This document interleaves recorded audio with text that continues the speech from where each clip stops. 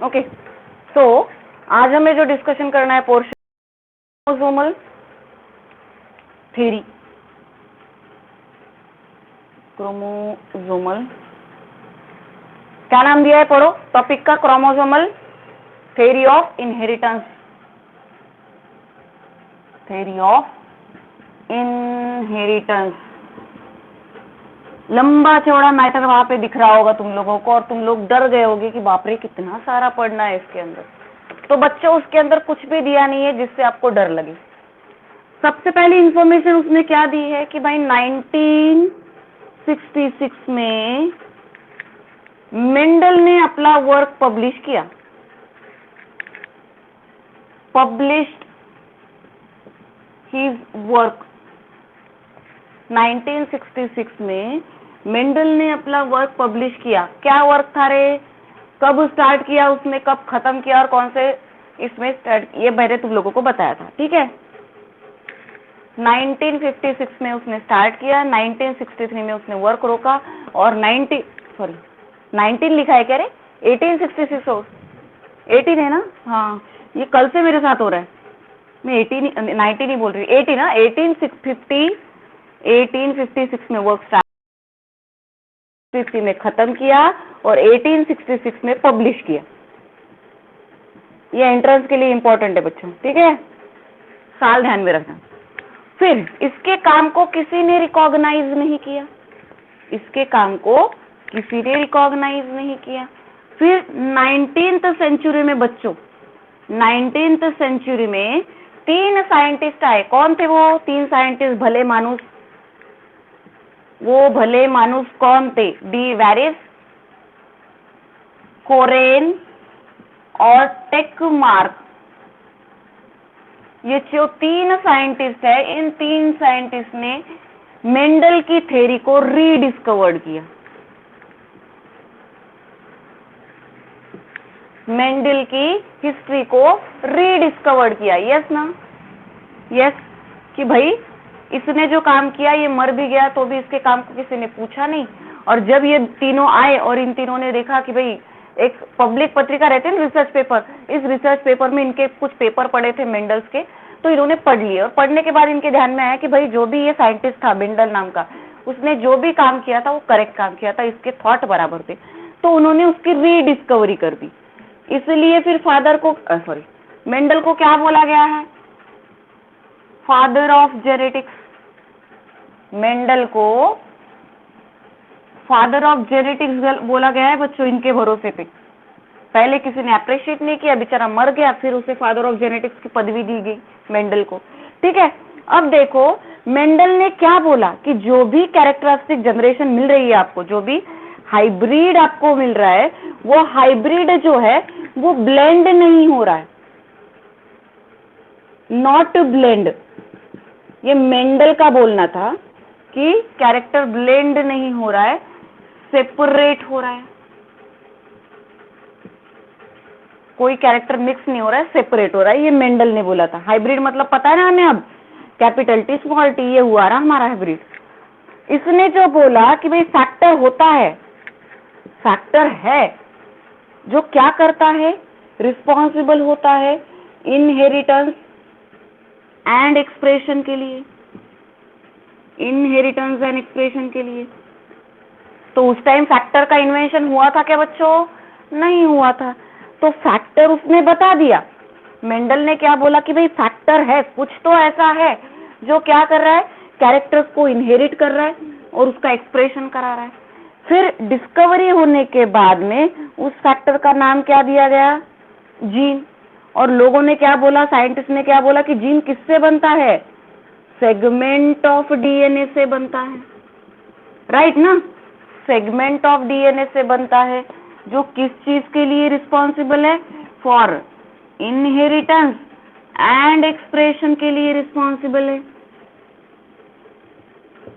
ठीक है। मतलब क्या बच्चों कि जो मेंडल ने बोला वो बात सही थी कि कुछ तो है जो जनरेशन टू जनरेशन कैरेक्टर को कैरी फॉरवर्ड कर रहा है, लेकिन उसे नहीं पता था कि भाई इसका नाम हमें जीन देना है। तो आगे जब डिस्कवरी हुई तो फिर उसका नाम जीन बोला गया। और जीन का फिर से एक नया डेफिनेशन बना कि it is a segment of DNA which is responsible for the inheritance and expression of character.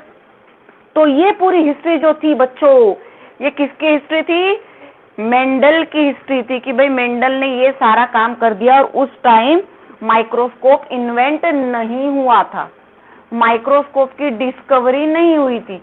मतलब अगर किसी चीज की डिटेलिंग हमें चाहिए तो माइक्रोस्कोप ही नहीं है तो उसे हम ऑब्जर्व कैसे करेंगे? फिर क्या हुआ? ये इतनी बात समझ में आई तुम लोगों को? इतनी बात समझ में आई? इसका स्क्रीनशॉट निकाल लो, ये तुम्हारे लिए की पॉइंट है थ्योरी के, ठीक है? नोट भेज दूंगी मैं, लेकिन ये थ्योरी के की पॉइंट्स है।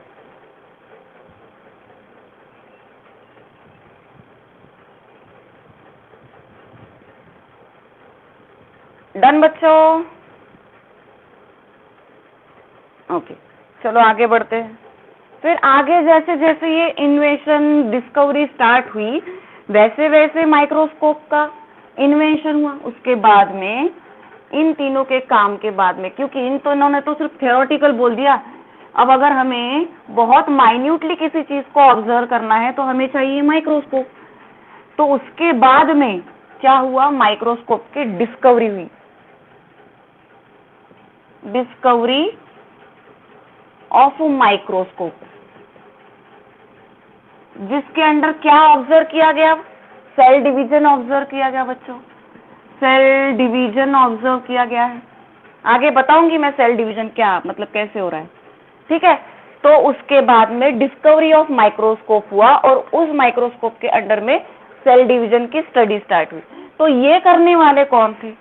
अब मेंडल ने बता दिया जीन होता है, अलील्स होता है, लेकिन मेंडल ने उसके अंदर जो प्रोसेस शुरू है ये नहीं बताई, माइटोसिस मियोसिस नहीं बताया।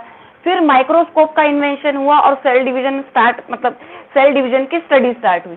तो जब सेल डिवीजन की स्टडी स्टार्ट हुई तो उस टाइम उसे इन्वेंट करने वाले, उस स्टडी को आगे लेके जाने वाले कौन थे बच्चों?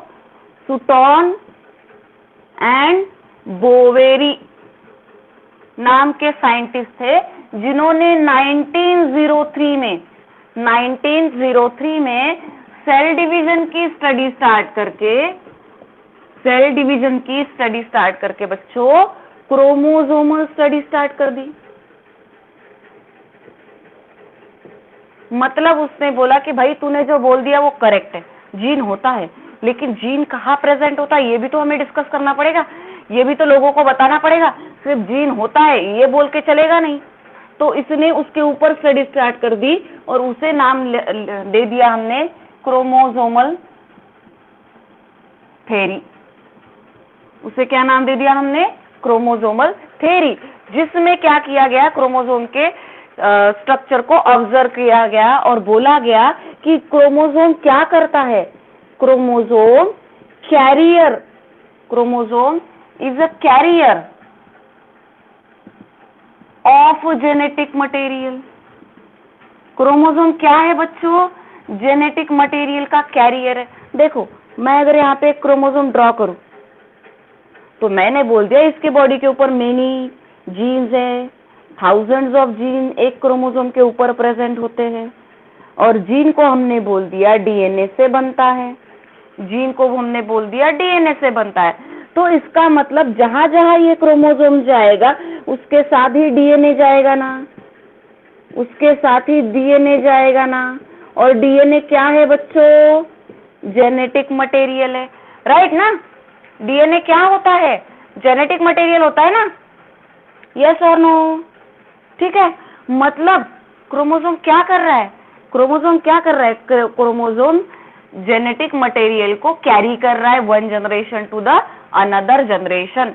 तो ये इन्वेंशन जो है ये करने वाले कौन थे बच्चों? कौन थे?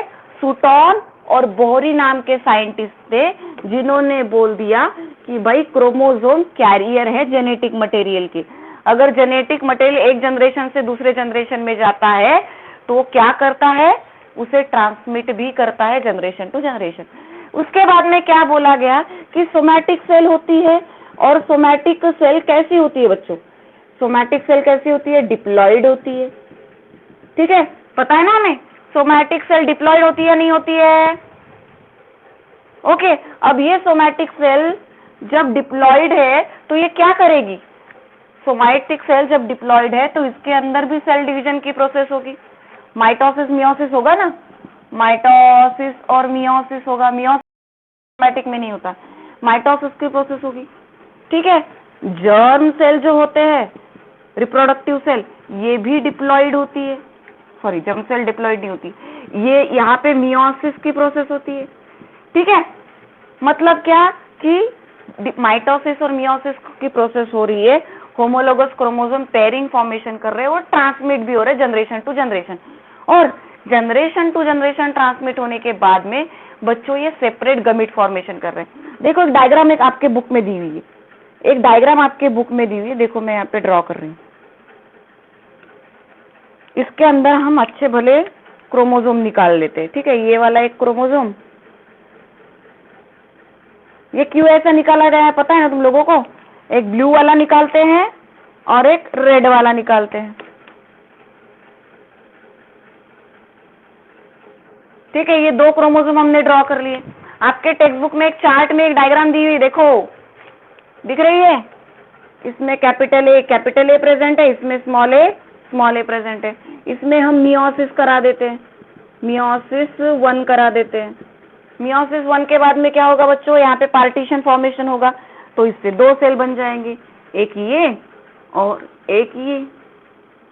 ठीक है, इसके अंदर ये वाला क्रोमोसोम आ जाएगा, ब्लू वाला, इसके अंदर ये ब्लू वाला क्रोमोसोम आ जाएगा और इसके अंदर रेड वाला क्रोमोसोम। 2 सेल बनती है ना पहले मियोसिस में, यस और नो? पढ़ा है हमने ये सारी चीजें।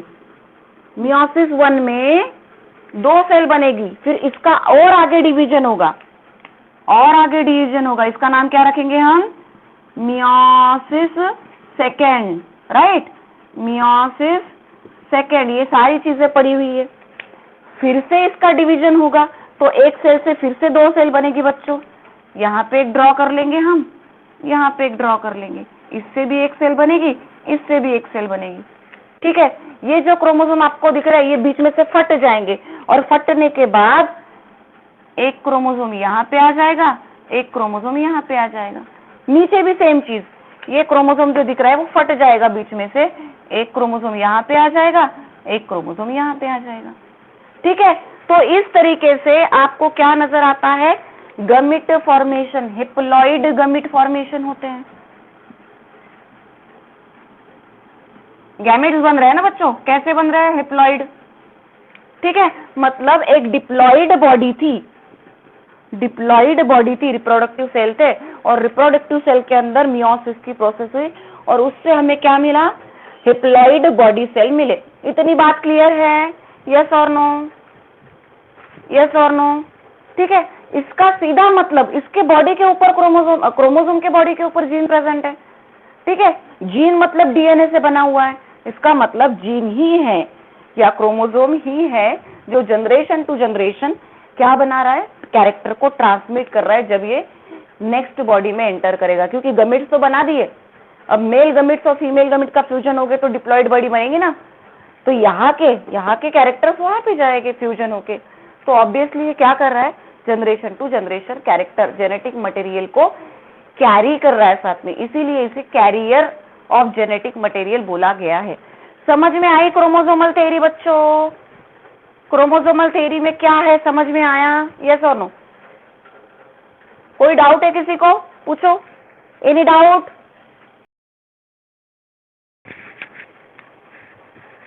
स्क्रीनशॉट निकालो।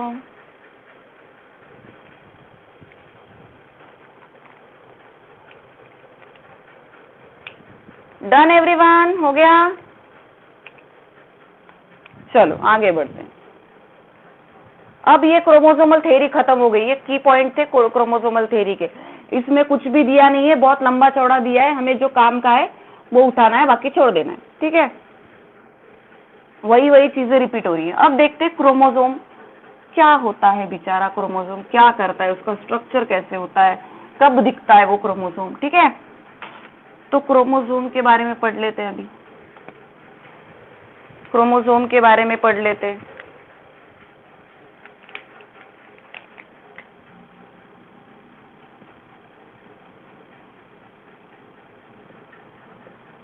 क्रोमोसोम अगर हम देखें तो क्रोमोसोम का स्ट्रक्चर कैसे दिखता है? ये इस तरीके से, ठीक है। अगर ये डिवाइड होना स्टार्ट कर दे, अपने बॉडी में से नया क्रोमोसोम बनाना स्टार्ट कर दे, तो ये ऐसे दिखेगा, राइट ना।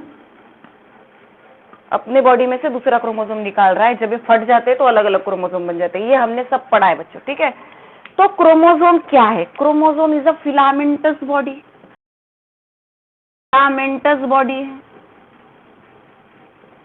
स्ट्रक्चर या बॉडी है, ठीक है। एक थ्रेड लाइक फिलामेंट है जो हम कहां पे देखते हैं बच्चों?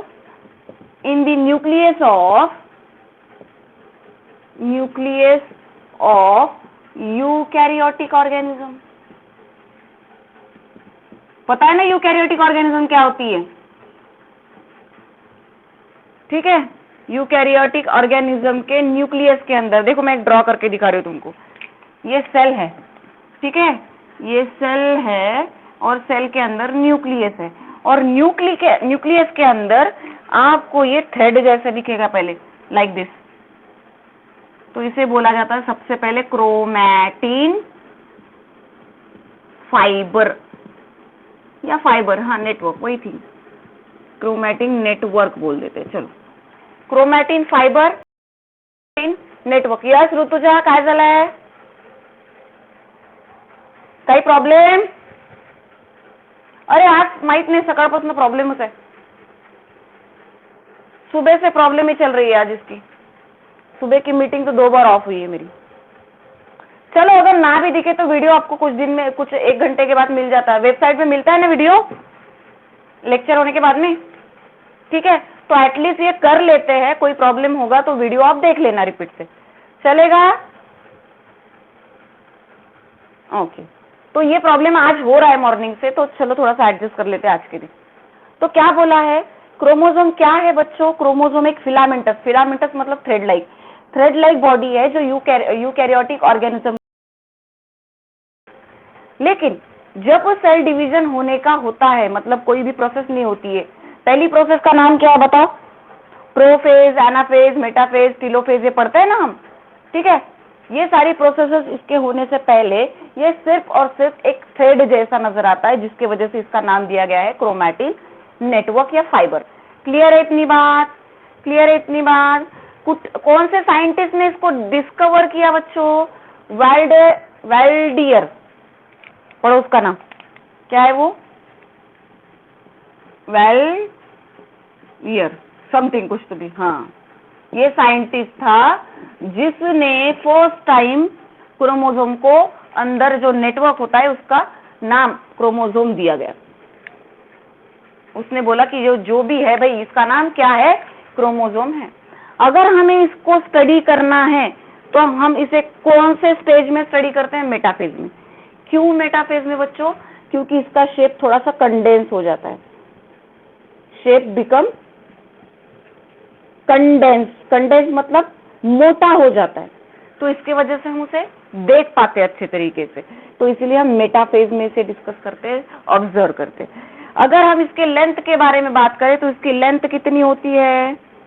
लेंथ कितनी होती है? 0.1233 माइक्रोन। और इसकी ब्रेड्थ कितनी होती है? थिकनेस कितनी होती है? 0.222 माइक्रोन, बराबर ना? देखो टेक्स्ट बुक है तुम्हारे पास, मेरे से अगर कोई गलती हो जाए तो, ठीक है। Length 0.1233, breadth thickness 0.222 micron. काम क्या करता है भाई ये क्रोमोसोम? है किस चीज के लिए? तो क्रोमोसोम का काम है बच्चों, क्या काम करेगा क्रोमोसोम? सबसे पहले बात तो ये रेप्लिकेशन करा पाता है, उससे भी बेटर ये क्या करता है? ये म्यूटेशन कॉज कर सकता है, ये इवोल्यूशन करा सकता है, ठीक है। म्यूटेशन करा सकता है, इवोल्यूशन कॉज करा सकता है, वेरिएशंस ला सकता है आपके बॉडी के अंदर। क्या ला सकता है? वेरिएशंस। वेरिएशन मतलब क्या? कि हम हमारे पापा मम्मी से बहुत ज्यादा क्या है रे, एडवांस होते हैं। ये हेरिडिटी के लिए रिस्पॉन्सिबल होता है। देखो मैंने क्या बोला, क्रोमोसोम जो है, अगर इसके बॉडी के अंदर कोई फॉल्ट आ जाए, इसके बॉडी के अंदर, क्रोमोसोम के बॉडी के अंदर कोई फॉल्ट आ जाए, तो हमारे बॉडी के अंदर फॉल्ट आ जाने स्टार्ट हो जाते हैं बच्चों, पता है ना। क्रोमोसोम में अगर डिसऑर्डर आ जाए तो हमारे बॉडी में भी वैसे डिसऑर्डर बनते हैं। तो एक तो ये म्यूटेशन कॉज करा सकता है। म्यूटेशन मतलब क्या कि अगर इसमें कोई चेंजेस आ गए तो नई जनरेशन जो बनेगी, नई वाली जो जनरेशन बनेगी उसमें भी फॉल्ट आ सकता है। वो फॉल्ट अच्छा भी हो सकता है, वो फॉल्ट बुरा भी हो सकता है, ठीक है। इवोल्यूशन, अगर क्रोमोसोम में ही चेंजेस ना आए तो इवोल्यूशन कहां से होगा? हम तो बंदर के बंदर ही रह जाते, राइट ना। अगर क्रोमोसोम में चेंजेस नहीं आते बच्चों तो हम बंदर के बंदर ही रह जाते। हम है क्या मंकी? अभी हम मंकी है क्या बच्चों? कुछ बच्चे होंगे, कुछ बच्चे होंगे अभी भी लॉकडाउन में घूमते होंगे इधर उधर, टुपुक टुपुक घूमते हैं क्या? चलो छोड़ो। वेरिएशंस के लिए रिस्पॉन्सिबल है ऑब्वियसली। अगर इसमें चेंजेस आए, क्रॉसिंग ओवर होता है ना, पापा मम्मी के जो क्रोमोसोम्स होते हैं उनमें क्रॉसिंग ओवर होता है, तो उसी की वजह से तो वेरिएशंस आते हैं। तो ये अपने कैरेक्टर्स कुछ उनको देता है, उसके कैरेक्टर कुछ खुद में लेता है, तो वेरिएशंस आते हैं, ठीक है। उसके बाद में हेरिडिटी, रिस्पॉन्सिबल है कैरेक्टर को ट्रांसमिट करने के लिए one generation to another generation. ये खुद को सेल्फ रेप्लिकेट कर पाता है, मतलब किसी की जरूरत नहीं है बाहर से आने की कि भाई रेप्लिका बना। रेप्लिकेशन की जरूरत क्या होती है बच्चों? What is the requirement of replication? Replication जरूरी है क्या? रेप्लिकेशन जरूरी है क्या? यस और नो? रेप्लिकेशन जरूरी है? किस चीज के लिए जरूरी है रेप्लिकेशन? मला सांगा बाळांनो, माझ्या बॉडीमध्ये डीएनएचं रेप्लिकेशन झालं नाही तर माझं जे न्यू जनरेशन आहे त्यांच्या बॉडीमध्ये रेप्लिका जाणार कुठून? डीएनए ची कॉपी बनवावं लागेल तेव्हा डीएनए ट्रान्समिट होणार ना। तर स्वतःच्या बॉडीमध्ये आधी त्याची कॉपी बनवावं लागेल तेव्हा ते दुसऱ्या जनरेशन मध्ये ट्रान्समिट होणार। म्हणजे काय कि डीएनए रेप्लिकेशन किस चीज के लिए जरूरी है? एक कॉपी नेक्स्ट जनरेशन में भेजनी होती है, तो इसलिए पहले हमारे बॉडी में उसकी जेरोक्स बनानी पड़ती है, तो इसे बोला जाता है डीएनए रेप्लिकेशन। एक डीएनए से डीएनए की अदर कॉपी बनाना और फिर वो नेक्स्ट जनरेशन में ट्रांसमिट करना। अगर डीएनए ने अपनी कॉपी नहीं बनाई बच्चों तो नेक्स्ट जनरेशन में भी वो ट्रांसमिट नहीं होगी, ठीक है। क्लियर है बात? क्लियर है बात? यस और नो? ठीक है। अब देखो, जो डीएनए है या फिर क्रोमोसोम है, इसका काम ये बनता किससे है? तो ये इसका केमिकल जो स्ट्रक्चर है बच्चों, केमिकल स्ट्रक्चर ये बनता किससे? ये बनता है डीएनए से। क्रोमोसोम पे क्या क्या प्रेजेंट है? ये डीएनए से बनता है। यहाँ पे प्रोटीन, हिस्टोन प्रोटीन प्रेजेंट होते हैं, हिस्टोन प्रोटीन प्रेजेंट होते हैं और कुछ नॉन हिस्टोन प्रोटीन प्रेजेंट होते हैं। ये आगे हम पढ़ेंगे, ठीक है। किस किस से बना?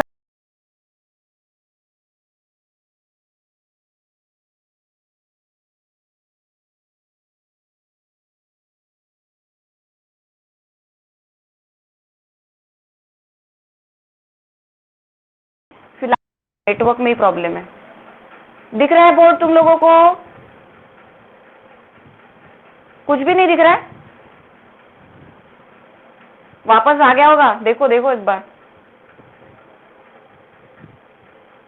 अभी चला गया था वीडियो नेटवर्क का इश्यू है आज सुबह से, ठीक है। वीडियो देख लेना लेकिन थोड़ी देर के बाद आपको मिल जाएगा। फिलामेंटस स्ट्रक्चर है बच्चों। क्रोमोसोम के बारे में बोला था हमने कि एक थ्रेड लाइक फिलामेंटस स्ट्रक्चर है जो यूकैरियोटिक ऑर्गेनिज्म के न्यूक्लियस में प्रेजेंट होता है। दूसरी बात बोली थी हमने साइंटिस्ट का नाम। तीसरी बात बोली थी हमने अगर क्रोमोसोम को हमें ऑब्जर्व करना है तो हम मेटाफेज में ऑब्जर्व करते हैं। क्यों? क्योंकि मेटाफेज में थोड़ा सा मोटा हो जाता है। अगर थ्रेड को ऑब्जर्व करेंगे तो कुछ समझ में नहीं आएगा, तो हम इसे ऑब्जर्व किस कंडीशन में करेंगे? जब ये थोड़ा कंडेंस हो जाएगा, तो मेटाफेज में कंडेंस हो जाता है। उसके बाद में हमने उसके लेंथ के बारे में पढ़ी है 0.1 to 33 और ब्रेड्थ थिकनेस 0.2 to 2 माइक्रोन। उसके बाद में हमने बोला ये खुद का रेप्लिकेशन कराता है, ये म्यूटेशन भी करा सकता है, ये इवोल्यूशन भी करा सकता है, ये वेरिएशन भी करा सकता है और ये हेरिडिटी के लिए रिस्पॉन्सिबल होता है।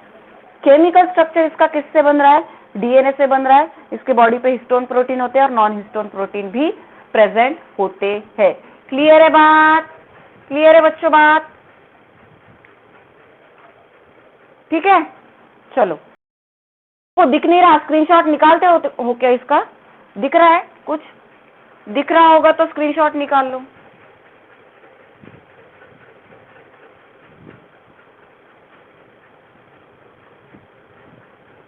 डन? चलो अब देखते हैं क्रोमोसोम नंबर। एक चार्ट आपके बुक में दिया है बच्चों, एक चार्ट आपकी बुक में दिया है, उसे पढ़ लेते हैं, बहुत इजी है वो। हाँ बोला।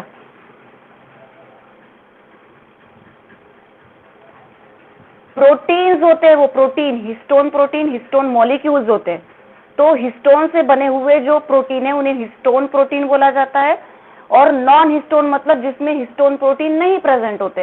हिस्टोन एक मॉलिक्यूल होता है बच्चों, जो हम नेक्स्ट चैप्टर में पढ़ेंगे, मॉलिक्यूलर बेसिस ऑफ इनहेरिटेंस में आपको पूरी डिटेल स्टडी दी हुई है यहाँ पे, वहां पे हम डिटेल में पढ़ेंगे। यहाँ पे सिर्फ एक वर्ड मेंशन किया है, हिस्टोन और नॉन हिस्टोन प्रोटीन, ठीक है।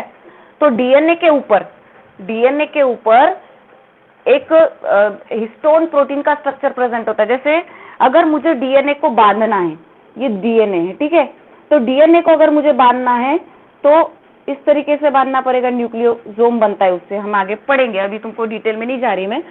तो इसे बांधने के लिए हिस्टोन प्रोटीन होते हैं, और हिस्टोन एक मॉलिक्यूल्स है, प्रोटीन है।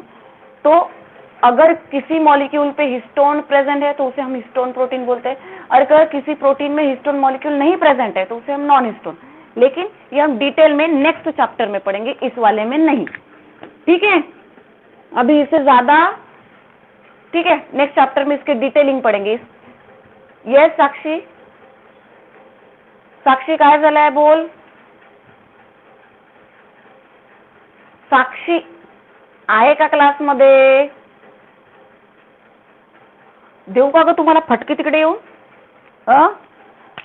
जेव्हा आवाज देते तेव्हा बोलत नाही. सांगा चार्ट काय दिलेला आहे? प्लॉइडी. दोन पार्ट मध्ये डिवाइड केलाय. यूप्लॉइडी आणि एन्यूप्लॉइडी, बरोबर ना? यूप्लॉइडीला 3 पार्ट मध्ये डिवाइड केलेलं आहे. 3 आहे का रे? डोकं दुखायला लागलंय माझं आता. मोनोप्लॉइडी, डायप्लॉइडी आणि पॉलीप्लॉइडी. एन्यूप्लॉइडीचे 2 पार्ट दिलेले आहेत, दिसतात का? हायपोप्लॉइडी आणि हायपरप्लॉइडी. हायपरप्लॉइडी, ठीक आहे. हायपोप्लॉइडीचे 2 पार्ट दिलेले आहेत. कुठले प्लॉइडी? मोनोझोमी, मोनोझोमी. दुसरा काय दिलेला आहे? नलोझोमी, नलोझोमी. इकडे हायपरप्लॉइडीचे 2 पार्ट दिलेले आहेत. कुठले? ट्रायझोमी आणि टेट्राझोमी, टेट्राझोमी. ठीक आहे, काहीच नाहीये टेन्शन घेण्यासारखं. 2n-1, 2n-2, 2n+1, 2n+2. बघा सोपी गोष्ट आहे बाळांनो. प्लॉइडी म्हणजे सरळ सरळ number of chromosome, set of chromosome म्हणू आपण, ठीक आहे. Set of chromosome. एखाद्या याच्यावर एक्झाम मध्ये क्वेश्चन विचारले जाते प्लॉइडी लेवलवर. बहुतेक मी तुम्हाला सांगितलंय का रे प्लॉइडी म्हणजे? मला असं आठवते, हो ना? प्लॉइडी म्हणजे तुम्हाला माहितीये नंबर ऑफ क्रोमोझोम, ठीक आहे. यूप्लॉइडीची डेफिनेशन आहे set of chromosome. Set of chromosome, एका बॉडी मध्ये किती सेट ऑफ क्रोमोझोम प्रेजेंट है, त्याला अपन एका सेल मध्ये किती सेट ऑफ क्रोमोझोम प्रेजेंट है, एक बॉडी के अंदर कितने सेट ऑफ क्रोमोझोम प्रेजेंट है, उसे हम यूप्लॉइडी बोलते हैं. एन्यूप्लॉइडी का मतलब होता है एडिशन और deletion of chromosome.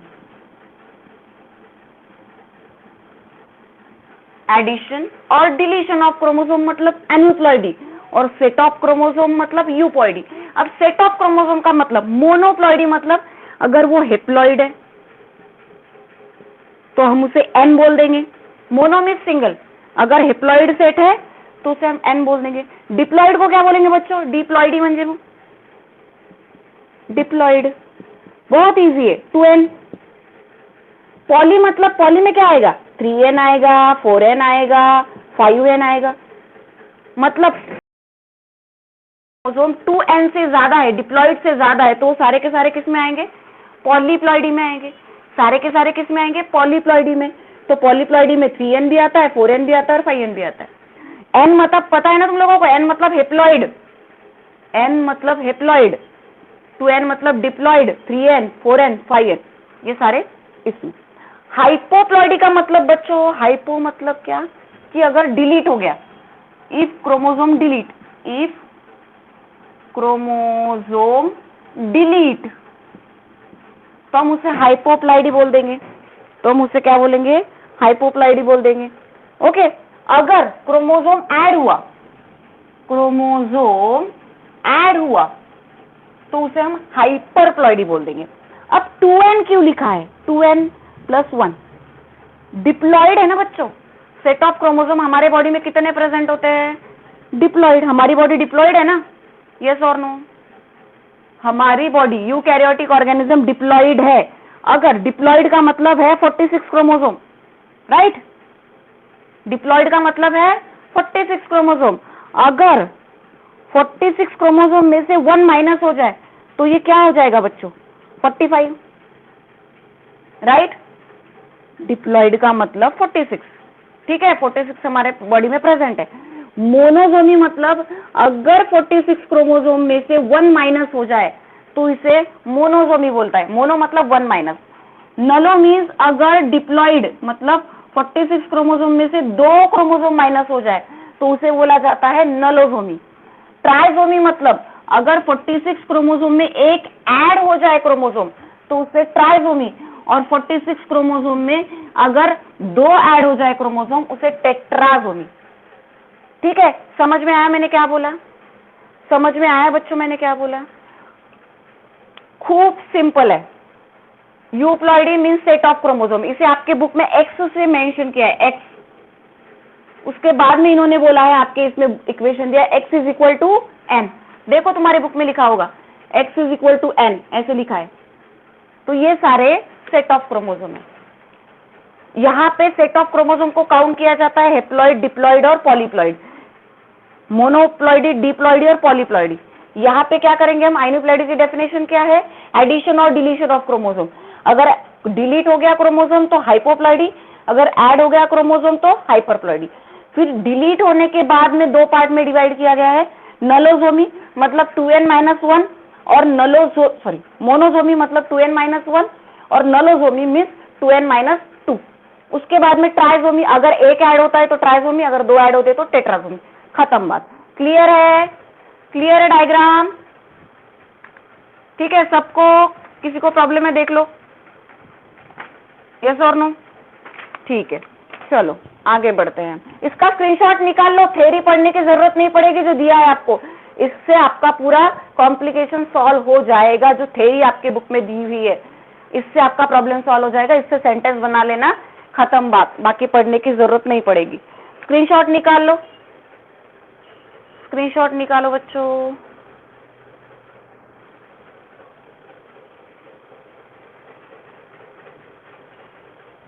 Done? Okay, चलो आगे बढ़ते हैं। अब देखना है हमें structure of chromosome. Structure of chromosome,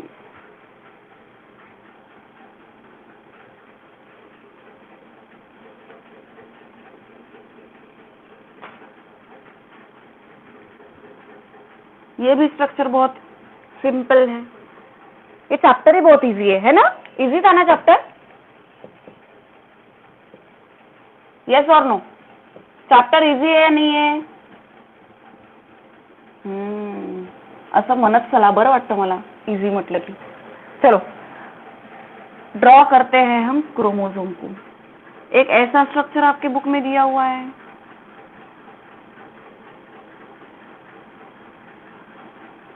ठीक है? इसके अंदर ये ड्रॉ किया है लाइक दिस।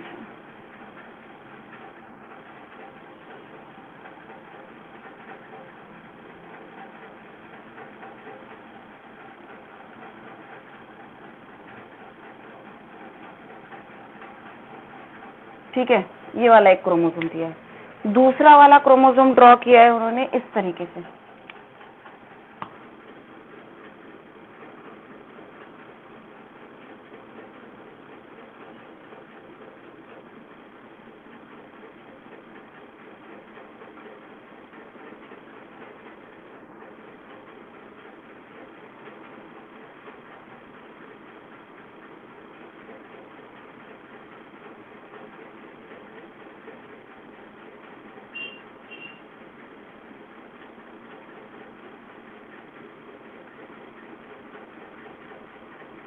दिख रहा है वहां पे इस तरीके से, ये ना कुछ ड्रॉ किया हुआ, येस और नो?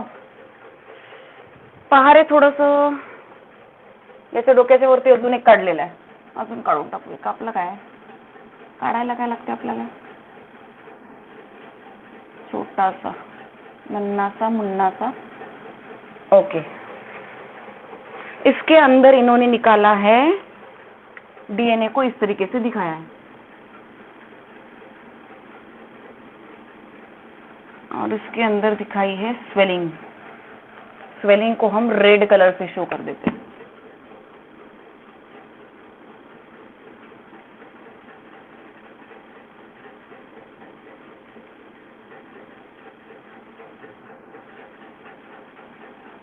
ठीक है, उसके बाद में नेमिंग कर देते हैं. ये है सेंट्रोमियर, सेंट्रोमियर, और इसी का नाम है प्राइमरी कॉन्स्ट्रिक्शन. ठीक है, दूसरा है सेकेंडरी कॉन्स्ट्रिक्शन.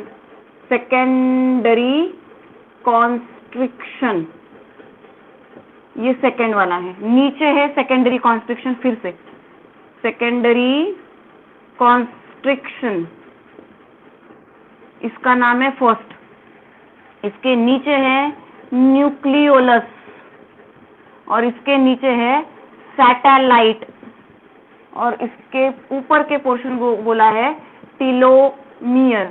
अंदर जो प्रेजेंट है इसे बोला जाता है क्रोमोमियर. क्रोमोमियर समजला क्या रे? डायग्राम बरोबर है ना? अशीच डायग्राम ड्रॉ केली आहे ना? ओके, ये है सेंट्रोमियर. इसके अंदर जो भरा पड़ा है वो है मैट्रिक्स. क्या है? मैट्रिक्स. उसके बाद में जो उसके साइड्स है उसके अंदर के पोर्शन को बोला गया है क्रोमैनोमैटा. क्रोमॅनोमॅटा. काहीच नाही आहे डायग्राम मध्ये, असं तुम्हाला दिसतंय खूप लिहिलेलं, बट याच्यामध्ये काहीही एक्सप्लेन करण्यासारखं नाहीये. क्रोमोसोम को अगर हम देखते हैं बच्चों तो ये दो इक्वल पार्ट में डिवाइड होता है. यस और नो? क्रोमोसोम को जब हम देखते हैं तो हम इक्वल पार्ट में देखते हैं, उसको देखते हैं या नहीं देखते? यस और नो? ठीक है, तो हम इसे किस सिचुएशन में, हम इसे मेटाफेज में डिस्कस करेंगे. क्यों? मेटाफेज में ये कंडेंस होता है इसलिए. ठीक है, मेटाफेज में ये कंडेंस होता है इसलिए हम डिस्कस करेंगे. बहुत सारे बच्चों को नेटवर्क का इश्यू है क्या? लेफ्ट हो रहे हैं? अरे यार, फिर पढ़ाऊं नहीं क्या मैं अभी? तुम्हाला तर बरंच आहे रे.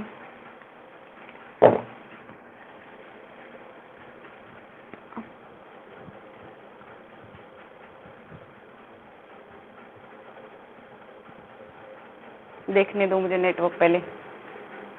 अरे बाप रे, यहाँ पे तो 120 की स्पीड दिखा रहा है, फिर कैसे? एवढं मी काय म्हणते, ऐका आधी माझं. एवढा टॉपिक संपवून टाकू, मग उद्या ज्यांना नहीं दिसता है त्यांना वीडियो दिसणार ना. जिनको नहीं दिख रहा है वो वीडियो से पढ़ सकते हैं देख के, क्योंकि जहाँ पे मैं ऐसे बोल रही हूँ वहां पे सेम वीडियो में चलेगा ना. मैं यहाँ पे अलग और वीडियो में अलग नहीं दिखूंगी, तो वीडियो ऑब्जर्व कर लेना. ठीक है? ठीक है, अभी इसे स्टार्ट किया तो इसे खत्म कर देते. इसे स्टार्ट किया तो इसे खत्म कर देते हैं. ठीक है, चलो आगे बढ़ते बच्चों. फास्ट फास्ट में खत्म करूंगी. देखो, मेटाफेज में कंडेंस कंडीशन में होता है इसलिए हम पढ़ लेते हैं. दिखता कब है ये कलर बॉडीज है, इन्हें कलर बॉडीज बोला जाता है. कलर बॉडीज है, इन्हें कलर बॉडीज बोला जाता है. ठीक है, ये दिखता कब है? विजिबल. जब सेल डिवीजन होगा स्टार्ट तभी दिखेगा. Visible during cell division. सिर्फ और सिर्फ जब सेल डिवीजन की प्रोसेस स्टार्ट होती है बच्चों तब ही दिखना स्टार्ट हो जाता है, उससे पहले नहीं। तो ये दो इक्वल पार्ट में डिवाइड होता है, डिवाइड्स इनटू टू इक्वल, मुझे तो लगता है बोर्ड पे लिखना छोड़ दूं मैं, इक्वल पार्ट। कौन से? उसे क्या बोला जाता है बच्चों? क्रोमैटिड्स। ये जो है पार्ट, ये क्रोमैटिड्स है। Chromosome divides into two equal part known as a chromatid. Attach, ये क्रोमैटिड जो है attach at a single point और सेंटर पॉइंट। उस सेंटर पॉइंट का नाम दिया गया है सेंट्रोमियर। उसे क्या नाम दिया गया है बच्चों? सेंट्रोमियर। देखो डायग्राम में आ जाओ, डायग्राम में आ जाओ। ये क्रोमोसोम है, ये क्रोमोसोम है। क्रोमोसोम को बीच में पकड़ा गया, पकड़ने वाले पोर्शन को सेंट्रोमियर बोला गया है। दो इक्वल पार्ट में डिवाइड होता है क्रोमोसोम, तो दो इक्वल पार्ट को बोला गया है क्रोमैटिड्स। क्लियर है इतनी बात? क्लियर है इतनी बात?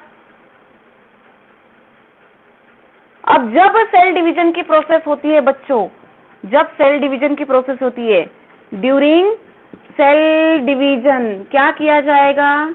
ड्यूरिंग सेल डिवीजन ये सेंट्रोमियर के पास, ऐसे समझा देती हूँ, देखो डायग्राम पे आ जाओ, सिर्फ मैं लिखते बैठूंगी तो टाइम लग जाएगा।